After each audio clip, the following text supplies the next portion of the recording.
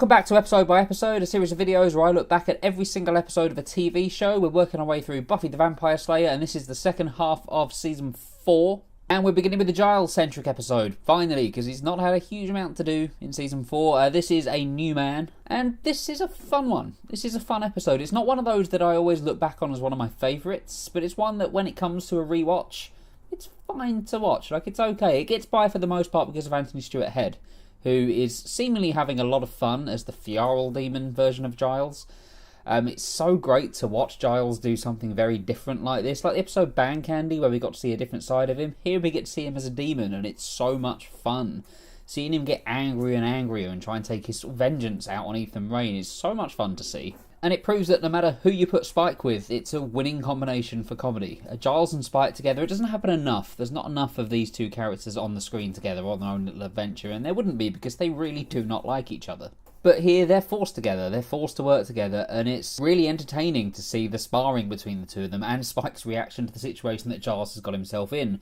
Spike loves seeing Giles like this. He loves the fact that he's seen somebody who's always looked down on him taken down a few pegs himself. And this does play into one of the big themes for Giles this season, that he feels on the outs. He doesn't feel like as part of the team as he was before anymore, after everything that's changed for not just him, but for everybody else around him as well. So yeah, an episode that is a great deal of fun. It's a shame that we never saw Ethan again after this. Robin Sachs' performance was so good as Ethan. Rest in peace, Robin Sachs.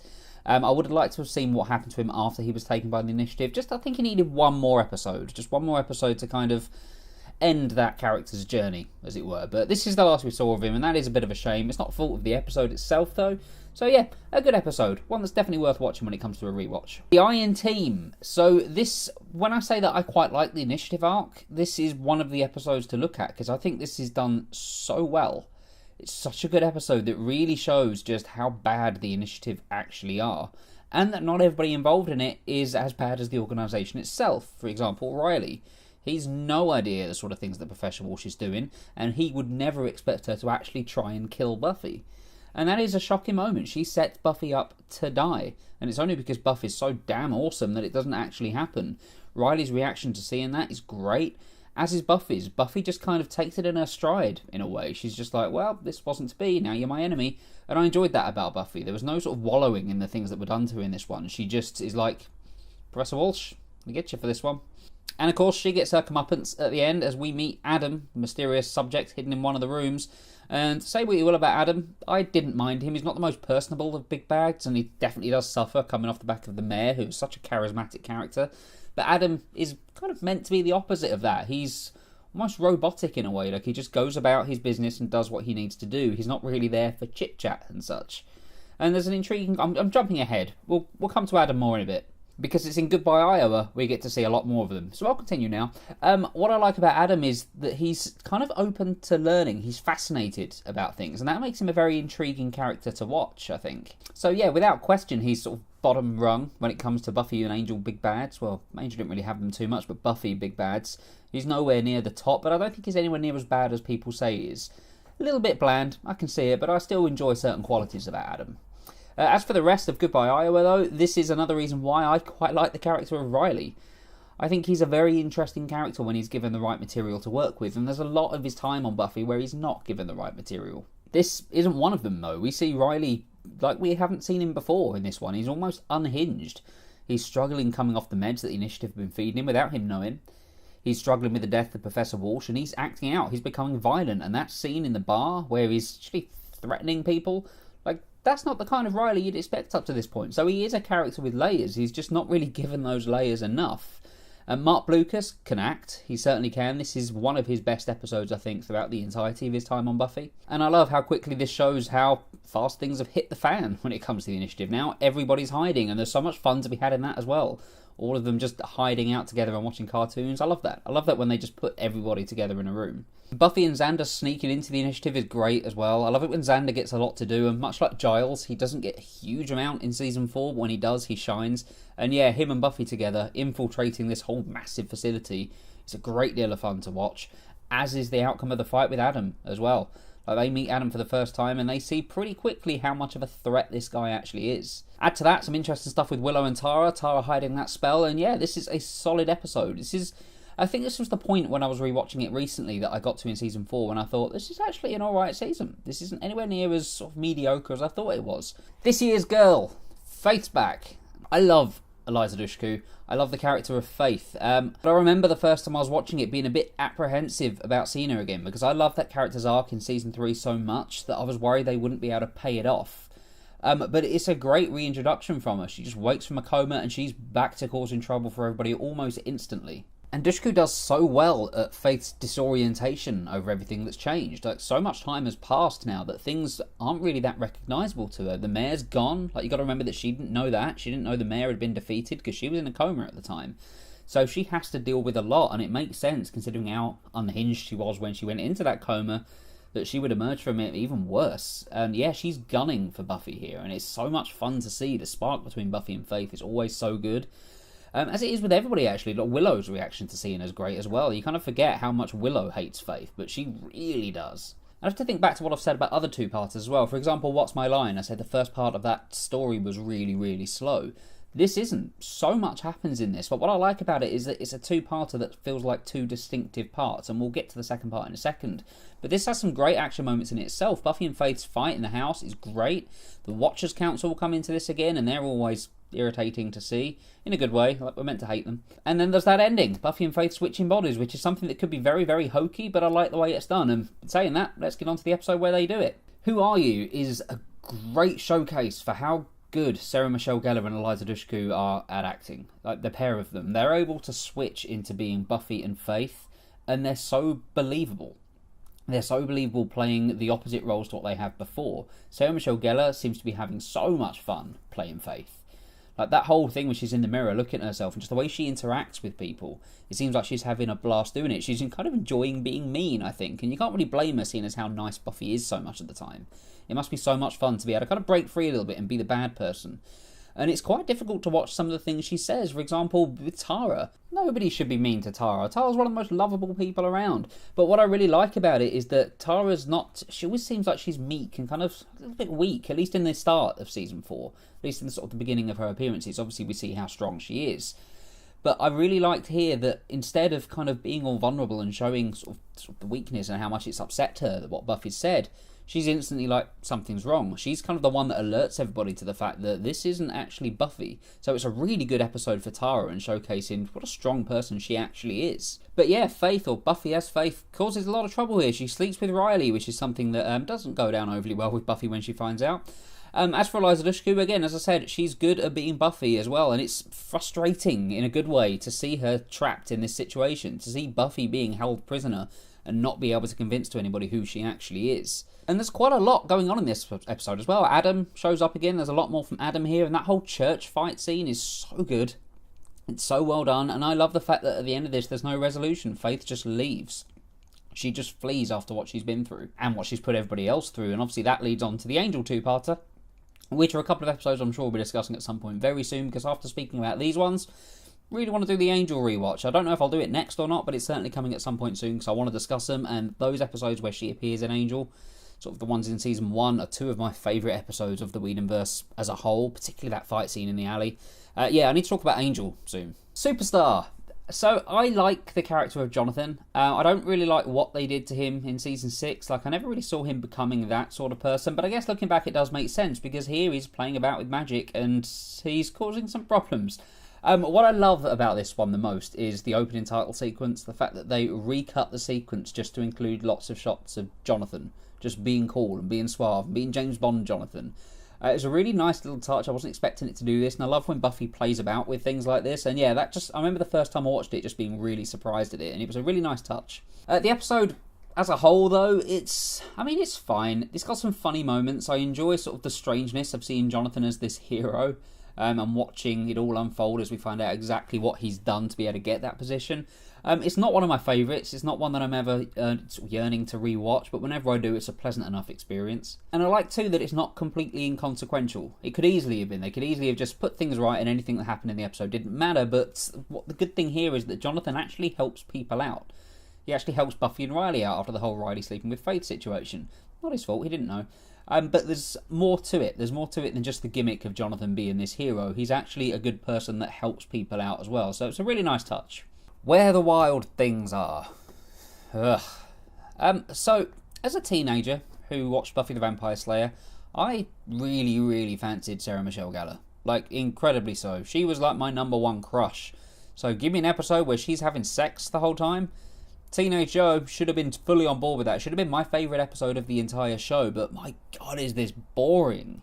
One of the only things I really liked about it is Giles singing Behind Blue Eyes, because I like Anthony Stewart Head's singing voice. If you haven't heard his album, Music for Elevators, it's a bit weird, it's a bit strange, but I really love it. There's some really good songs on that, so do check that out.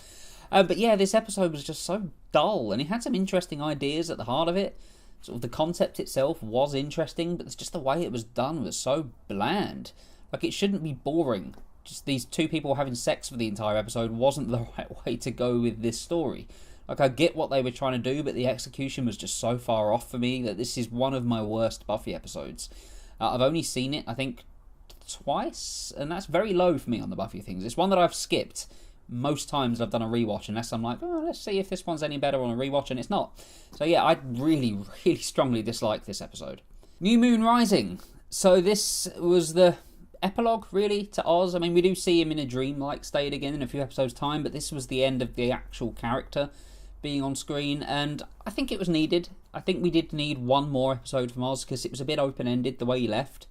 And obviously we're having Willow starting to move on with Tara, so it was primed for Oz to return. And I'm glad that he did, because I think this is a strong episode for the most part, mostly down to the performances.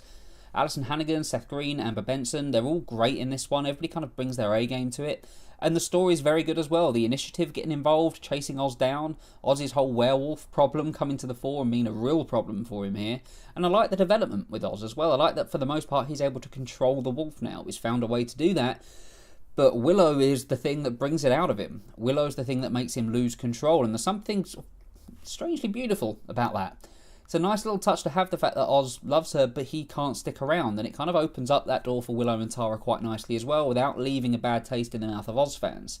Because there's no real bitterness towards the end of this one. They just understand that they're not meant to be together and they go their separate ways. And yeah, I like that. It was kind of low-key in their way, in that sense. And it's a good one for Riley as well. Riley here betrays the Initiative. Like, he effectively leaves at this point because he helps them break Oz out. So it's a great episode for Riley to show that he's a really good guy. He's an integral member of the team. Well, maybe not integral, but he's an important member of the team. He's somebody that's earned his place, and none more so does that show, I think, than in this episode. He doesn't really know Oz. He'd met him a few times, but he's not as close to him as anybody else in the Scooby Gang. But he still puts everything on the line, risks the court-martial to help him because he knows what's being done to Oz is wrong. So yeah, all you Riley haters, he helped Oz. Surely you got to give him some respect for that. The Yoko factor. Some things I like about this episode, some I don't. I enjoy the Angel and Riley fight, and as I just said, I quite like Riley, so I was never really firmly on one side or the other, but it was nice to see those two fight, because I was always curious, who'd win, Angel or Riley? But other than that, I don't really see much reason for Angel to have shown up here. It was obviously done because of what happened in the episode of Angel's Sanctuary. Like, Angel felt like there was some unfinished business between him and Buffy, and there was. Like, they probably did need to talk after what went down there.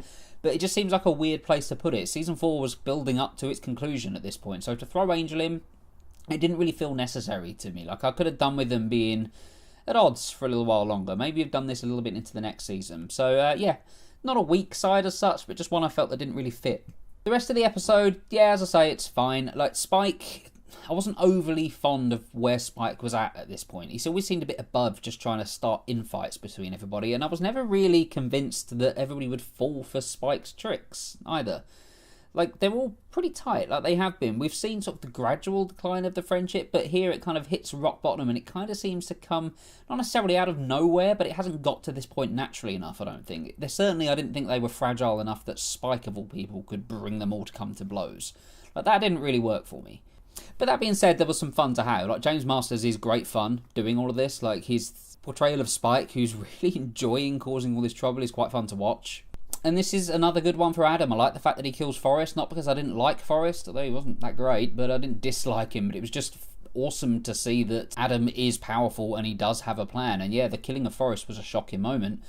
Not quite as shocking as Riley turning up at Adam's lair at the end, though. So yeah, a mixed bag of an episode. Quite a lot to like about it, but just a few things that didn't sit quite right for me. Primeval. So this is essentially actually the season finale for season 4. The rest of this is more of an epilogue, but this wraps up the season's arc. It wraps up everything with the initiative, and I think it does a mostly good job with it.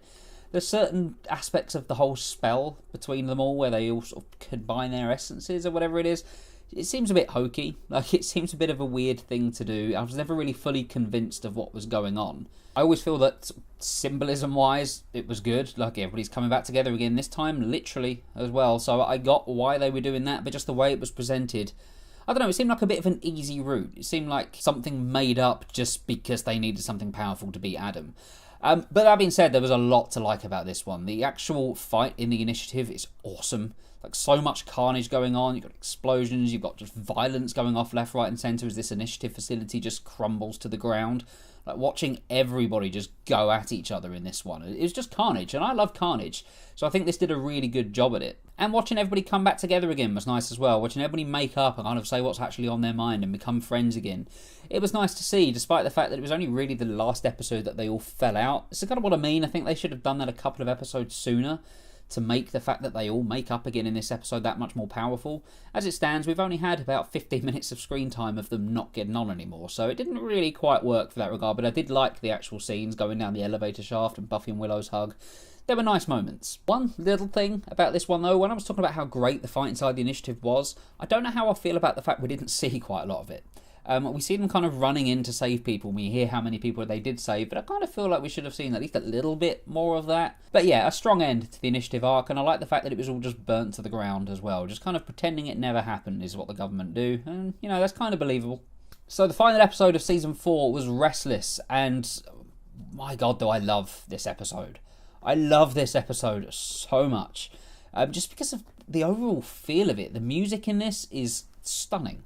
Such good music. One of the Buffy CDs, I can't remember which CD it was, but it's got a few of the tracks from this on, and yeah, even without seeing what's happening on screen, the music is so good. Christoph Beck is such a good composer when he's given the right stuff to work with. Whenever I see his movies, it never feels quite as good as the work they did on Buffy. And this is another solid example as well of Buffy being able to play about with things, to be able to try new things, to end a season. Buffy season finales have always been this big bombastic affairs, but to have this one just be an episode exploring the psyches of these characters and exploring their dreams and sort of introducing the first Slayer, very, very different sort of episode, particularly for a season finale. And it could have been an absolute disaster, but it's so enthralling to watch. Like, it's almost addictive. It's very weird. It's very strange in places. Xander's whole Apocalypse Now sequence is just weird, very, very weird, but I love it all the same. I just love the visuals in this. I love how it's shot. The cheese guy is amazing. Everybody's story here, each individual character's dream. There's so much to it. There's so much to unpack. There's so much to re-watch these episodes for and pick up all the little bits about it. Just moments like Spike being Giles' son. Watcher in training, and just the two of them on the swings. As I say, a lot of very, very strange but intriguing visuals on this one. Combined with how good that score is, and combined with how amazing the fight with the first Slayer is. And I love how she's kind of stalking them all through the dreams as well. Yeah, this is one of my favourite Buffys, and I'd go as far as to say one of my favourite TV episodes in general. I really, really love Restless. So that's Season 4 of Buffy the Vampire Slayer done. Episode for Season 5 will be starting very soon. I'm looking forward to talking about that because Season 5 is my favourite season, so I'm looking forward to getting into that one. But that's my thoughts done, so now let me know yours. Let me know what you think of all these episodes in the comments below. What's your favourite? What's your worst? Rank them all if you want. Just let's talk Buffy. Look out for more reviews coming on the channel as well. The Venom review should be up tomorrow. I'm really hoping that film's good, although I'm not overly optimistic about it. Hit like and subscribe if you did enjoy this video and you want to see more of them. Thank you very much for watching, and I will see you on the next video.